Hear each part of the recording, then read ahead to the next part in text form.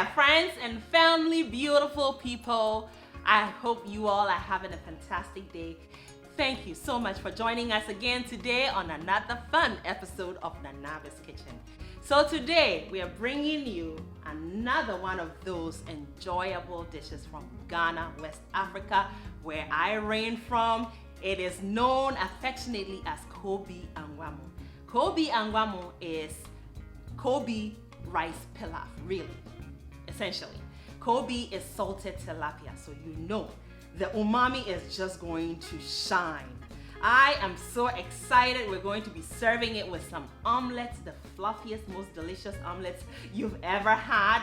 So if you're already enjoying this video, friends and family, beautiful people, you all already know I'm gonna ask you to give me that thumbs up. Thank you in advance.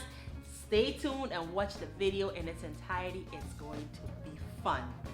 Let's begin first by washing our hands.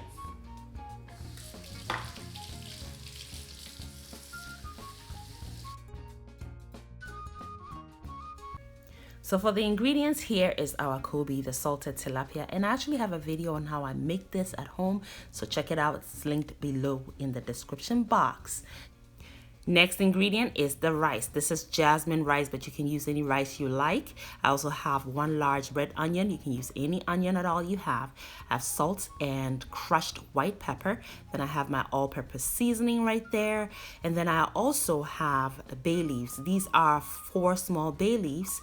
You can use a dry one. And here are 4 cloves of garlic. Then I have some Thai chili for that kick I love in my dishes.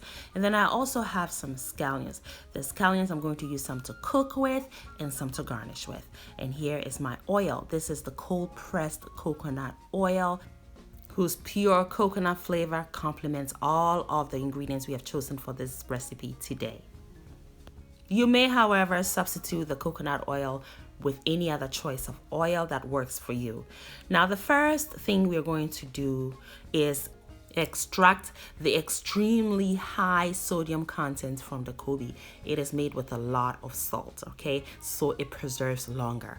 Now, what I like to do is cut it into small pieces to begin with. When you cut it into small pieces and then soak it in hot water, you're able to extract more of the salt within a lesser period of time. Please keep in mind, beautiful people, that a lot of the flavor in this Koobi is stored in the bones and the head. So I don't waste any part of it at all. Okay, I cut everything into small pieces before I soak it in the hot water.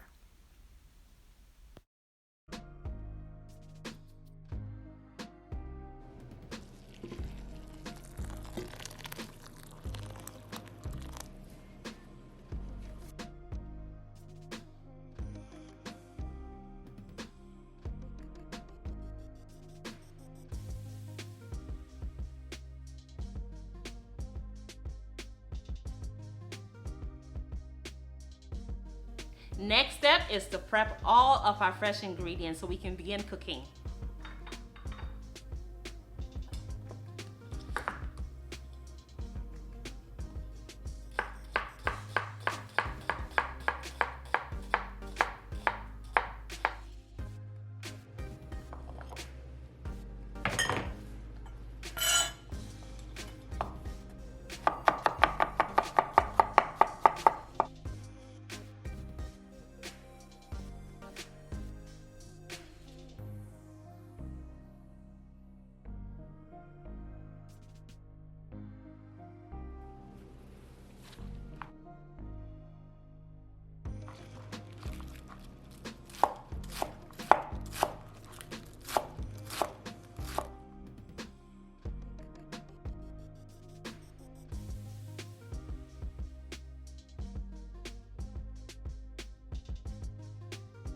Our Koobi has been soaking for 25 minutes, and here's what it looks like. You will see that even the water has changed color, and also some of the fat from the fish is lurking on the surface of the water. We're going to pour it out and rinse it about 4 times, and we'll be ready to cook.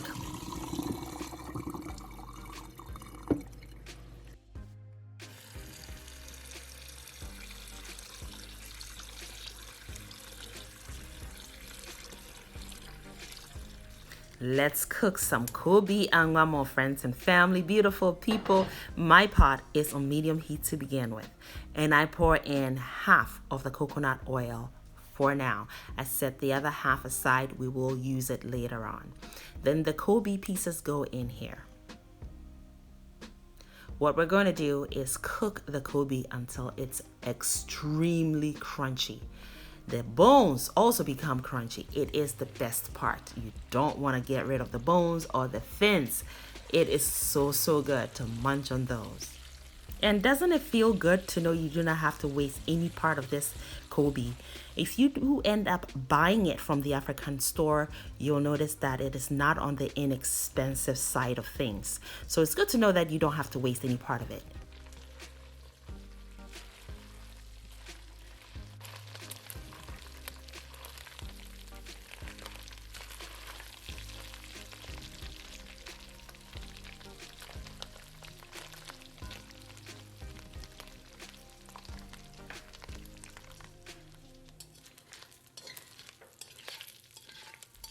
Now the Koobi is crunchy, including the bones and the fins.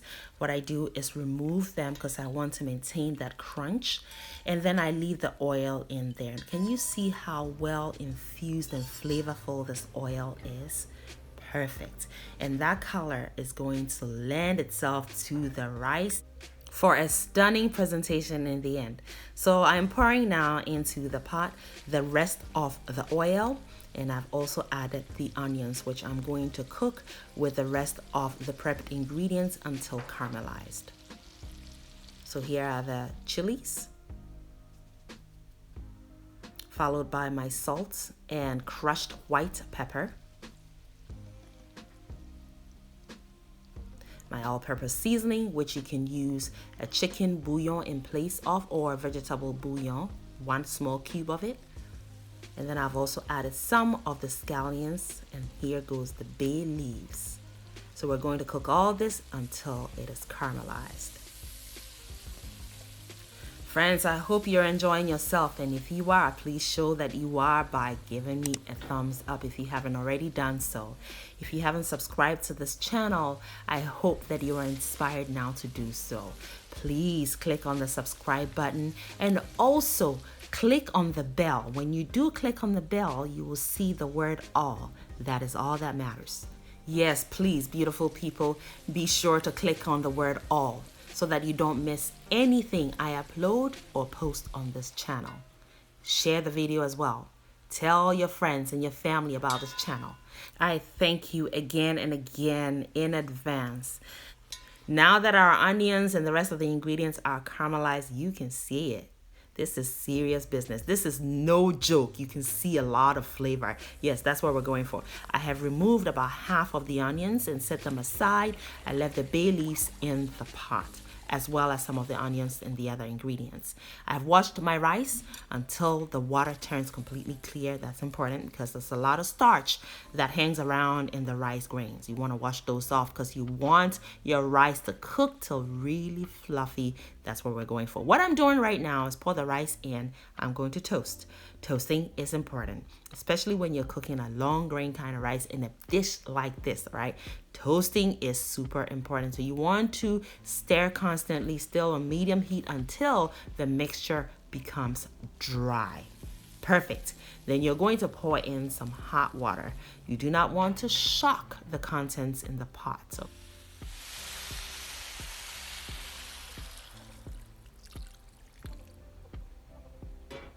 all right, we're done adding our hot water, and the amount we added is enough to be above the rice about 1/4 of an inch. That is what you want to be able to cook your rice till really fluffy in the end. You also want to taste now, make sure your rice is well seasoned. If it isn't, you can add some salt or some more bouillon or all-purpose seasoning, and you're almost good to go. Continue to cook on medium heat, and then now you're going to stir it again.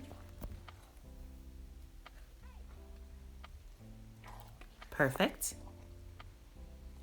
You can tell that most of the moisture is evaporating or being absorbed into the rice grains. Now you're going to place a parchment paper onto the pot and cover with the lid to trap the steam.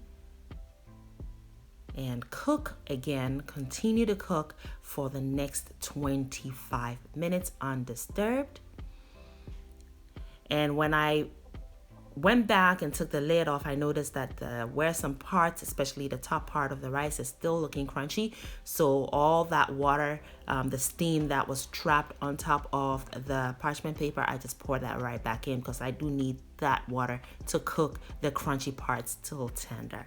All right, and you want to stir it up. See how fluffy it already is? Perfect.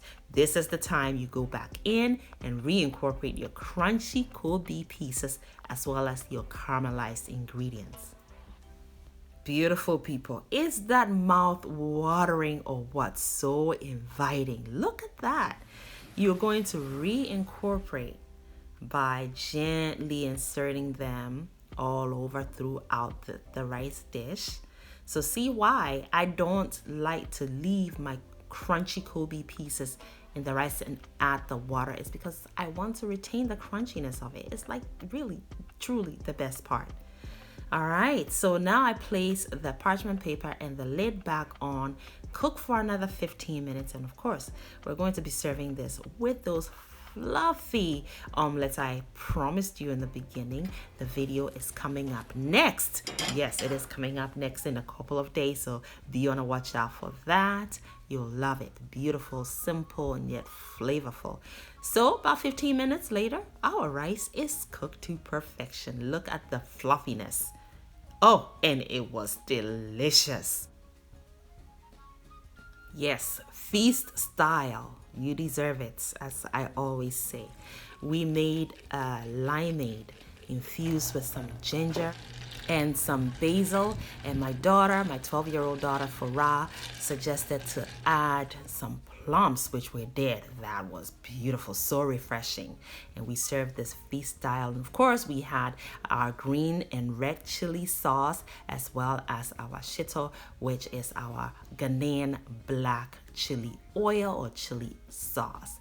Yes, so dish some rice. Make sure you get those crunchy bits of Koobi. And of course, don't forget your omelet. That recipe is coming up in a couple of days, so be on the lookout for it. You'll love it.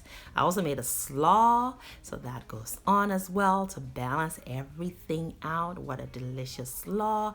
And then of course, your green, red, and black chili sauces. What a combination. This was heaven on a plate. And the chili sauces are also linked below. I have recipes on them, so check them out. They are red, green, and the black chili sauces, all linked below. Of course, you need your drink as well to wash all this goodness down. Friends and family, beautiful people, I hope you enjoyed this video, learned a few things. And if you would like to leave me a suggestion on something I could have done differently or tweaked a little bit, please make sure you hit me up in the comment section. I love learning. I've learned a lot from you guys, and I appreciate you all. Make sure you give me a thumbs up, share the video, subscribe if you're not already subscribed. Click on the word all, and also tell your friends about this channel. Thank you so much for watching. Make it a great day and have fun, especially in that kitchen.